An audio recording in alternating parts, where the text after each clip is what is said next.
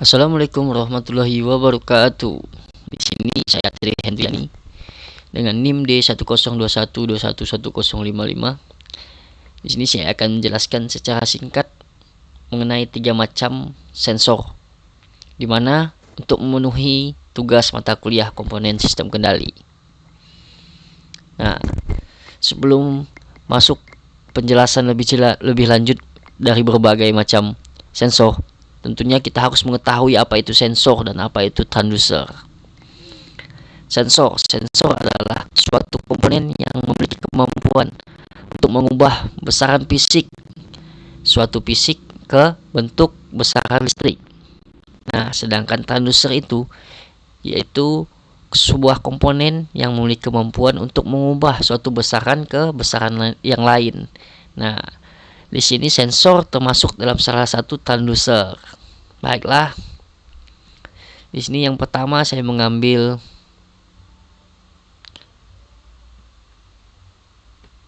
sensor kelembapan tanah, yaitu soil moisture sensor. Nah, apa itu sensor soil moisture dan bagaimana cara kerjanya? Soil moisture sensor merupakan sensor yang dapat mengukur kadar air atau kelembapan tanah, yang dimana sensor ini memiliki kemampuan ketika membaca kondisi tanah tersebut apakah dia kering, basah, atau lembab. Nah, pada sensor ini sangat bermanfaat bagi petani, di mana diaplikasikan untuk penyiraman otomatis yang berbasis microcontroller. Salah satu contohnya yaitu dalam mengkondisikan tanah dalam tanaman cabai, di mana tanaman cabai sendiri ini memiliki kondisi tanah harus lembab, yaitu tidak terlalu basah dan tidak terlalu kering, sehingga dapat menghasilkan tanaman cabai yang berkualitas. Nah, di sini sensor soil moisture ini yaitu sangat bermanfaat bagi petani, di mana petani yang tadinya menyiram secara manual tanaman cabai ini dapat digantikan dengan secara otomatis, yaitu dengan menggunakan microcontroller dengan bantuan sensor soil moisture, yaitu sebagai sensornya, sebagai pengkondisinya. Nah, yang tadinya petani harus setiap hari menyiram tanaman, dapat menyisihkan waktunya untuk istirahat ataupun melakukan pekerjaan lain. Ya, tentunya bagaimana cara kerja dari sensor soil ini? Nah, dalam sensor ini terdapat pop konduktor bertindak sebagai resistor variabel atau potentiometer, yang dimana memiliki resistansi terbalik dalam kelembaban tanah. Nah, apa maksud dari resistansi terbalik dan dengan kelembaban tanah ini? Nah, di sini ketika pop menyentuh tanah atau mengkondisikan tanah tersebut yang bertindak sebagai resistor variabel atau potentiometer, di sini pop tersebut membaca kondisi tanah apakah basah dan kering ataupun lembab. Nah, di saat kondisi tanah basah atau banyak air, konduktivitas pada pop tersebut baik sehingga resistansi turun atau rendah. Nah, dan kemudian ketika kondisi tanah kering, maka resistansi menjadi tinggi dan tegangan output naik.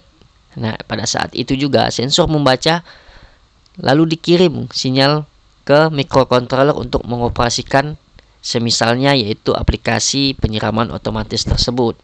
Nah, di sini soil moisture sensor memiliki kelebihan, yaitu pembacaan sensor kelembaban yang akurat dan mudah dapat dalam pengaplikasiannya, yaitu mudah diaplikasikan dengan microcontroller apa saja, yaitu salah satunya Arduino dan lain-lainnya, yaitu memiliki kekurangan, yaitu komponen mudah rusak. Nah,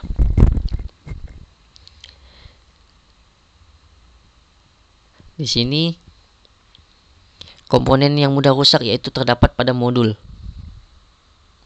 ini. Nah, ketika sedikit saja terkena air, ini beresikokan besar mengalami kerusakan pada modul ini. Nah, disinilah terdapat kekurangan dari sensor ini.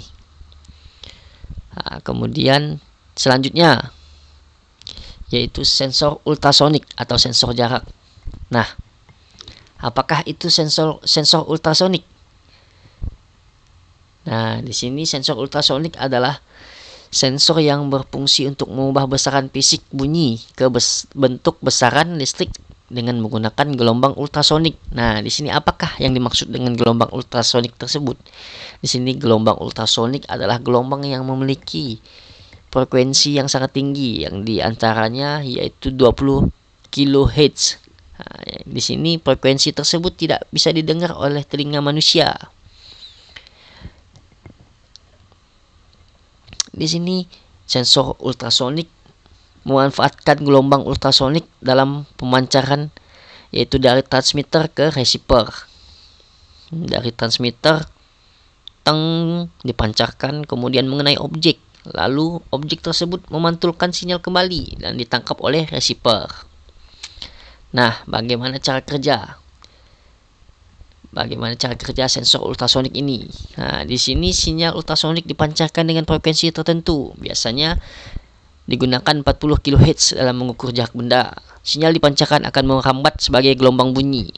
Ketika menumbuk atau mengenai suatu objek, maka objek memantulkan kembali. Kemudian diterima sensor kembali dan diproses untuk menghitung jarak suatu benda tersebut dengan rumus, yaitu rumus S sama dengan 340 dikali T per 2. Nah, di sini nih, sensor ultrasonik memancarkan gelombang ultrasonik atau sinyal dari transmitter lalu mengenai objek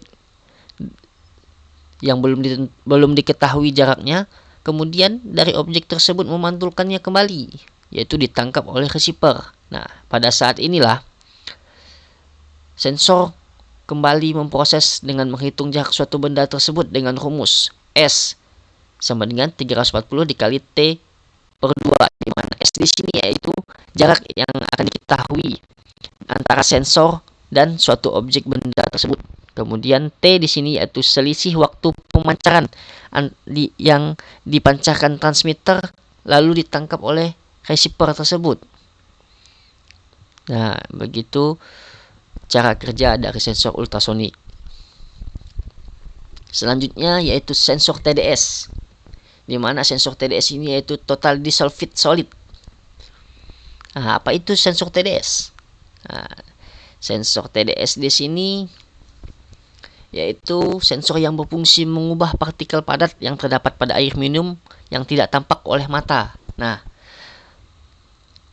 harus kita ketahui, setiap air minum selalu mengandung partikel-partikel terlarut dalam cairan tersebut. Nah, salah satunya untuk mengetahui berapa besar partikel yang terlarut dalam air, salah satu contohnya yaitu air minum. Di sini kita menggunakan sensor TDS. Nah, bagaimana cara kerjanya? Cara kerja sensor TDS yaitu terdapat dua elektroda yang terpisah untuk mengukur konduktivitas listrik dari cairan.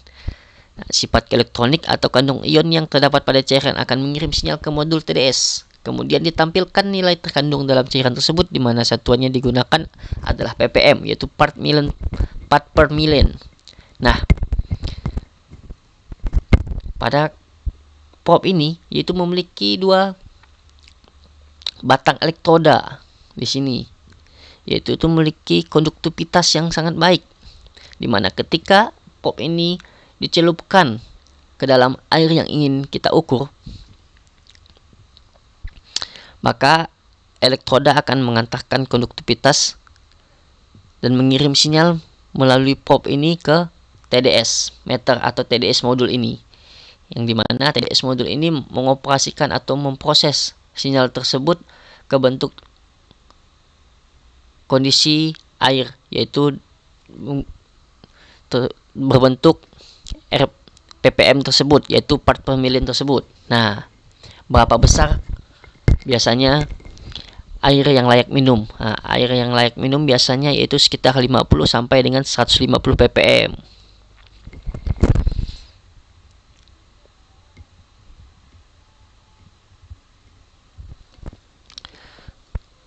Nah, saat penggunaan TDS ini, di mana sebelum melakukan pengujian sampel terhadap air minum, yaitu dengan menggunakan cairan yang disebut cairan untuk menstabilkan atau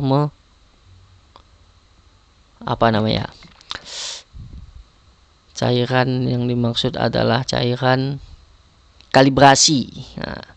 Cairan kalibrasi. Sebelum digunakan, tentunya sensor ini dikalibrasi terlebih dahulu dengan menggunakan cairan kalibrasi, yaitu misalnya 1000 ppm, 360 ppm. Itu dikalibrasi. Yang dibantu, sensor ini dibantu dengan microcontroller dalam pengaplikasiannya. Baiklah, begitu saja penjelasan mengenai 3 macam buah sensor ini. Tentunya masih banyak kekurangan yang saya harus perbaiki. Saya ucapkan sebesar-besarnya mohon maaf, dan saya akhiri. Assalamualaikum warahmatullahi wabarakatuh. Saya ucapkan terima kasih.